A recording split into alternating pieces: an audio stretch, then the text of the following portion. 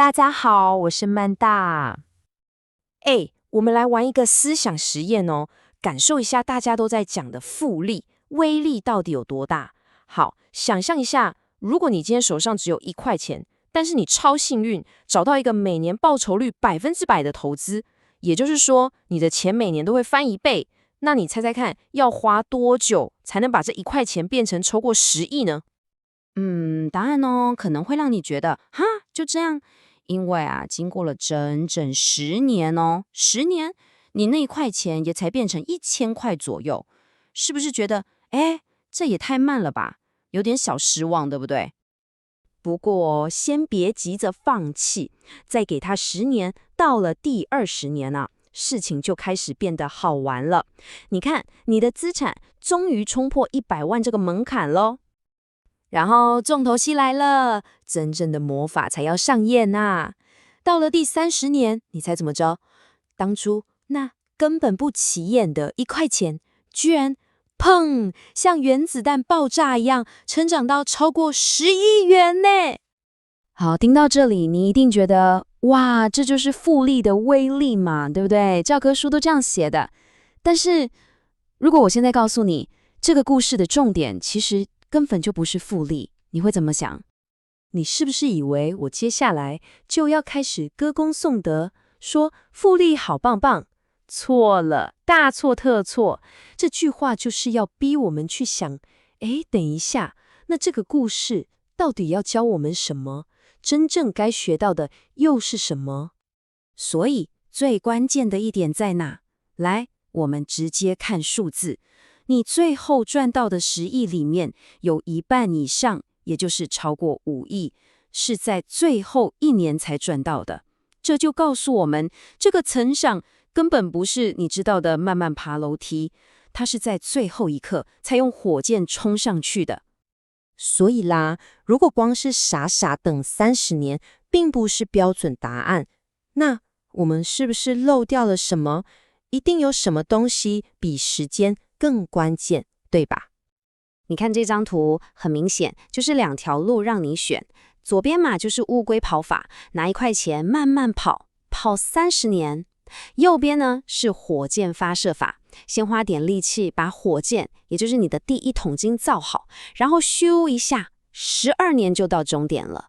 你想当乌龟还是做火箭？好，那要怎么选呢？这就要回到最根本的问题，在复利这个游戏里，到底什么是我们可以真正控制的？OK，复利3元素大家都会背，本金、利率、时间。但是这3个东西我们能抓在手里的程度，那可差得远了。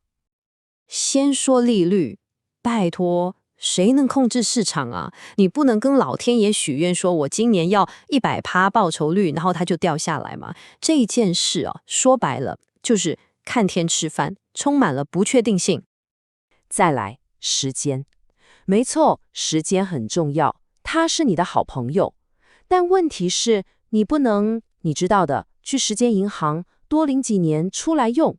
每个人的时间就是这么多，用完就没了。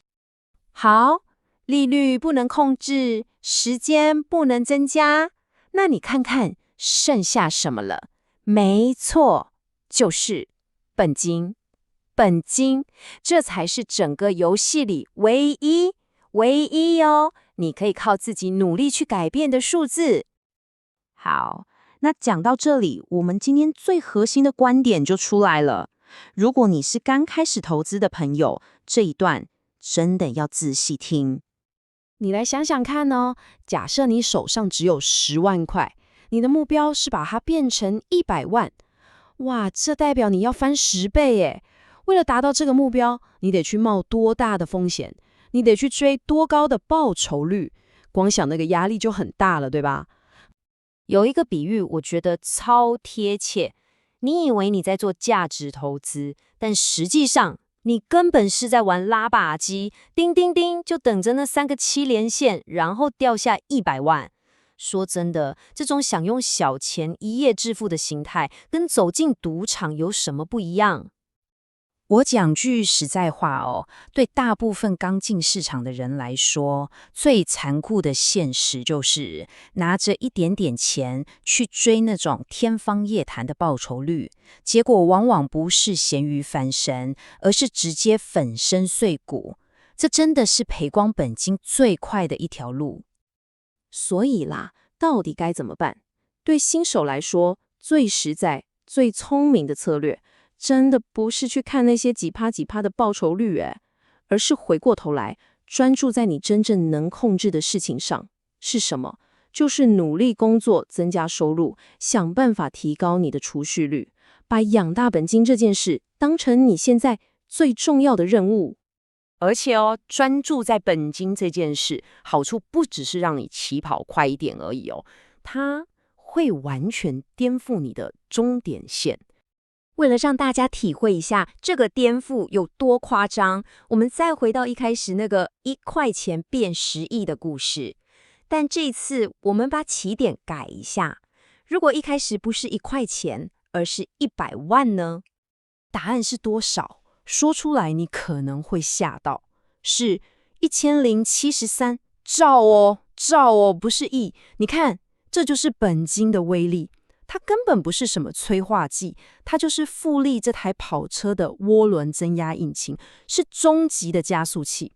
所以啦，今天讲了这么多，最想带给大家的观念其实很简单：如果你刚起步，拜托，先把你的注意力从那些很虚幻、很难控制的报酬率上移开，转而专注在你能100%掌握的本金上，脚踏实地去工作，想办法多存点钱，这才是打开复利这道大门最快也最稳的一把钥匙。如果喜欢我们分享的投资理财相关知识，请帮我们按赞、订阅、加分享，并且开启小铃铛，这样你就不会错过我们分享的宝贵知识与内容了。未完待续，我们下期见。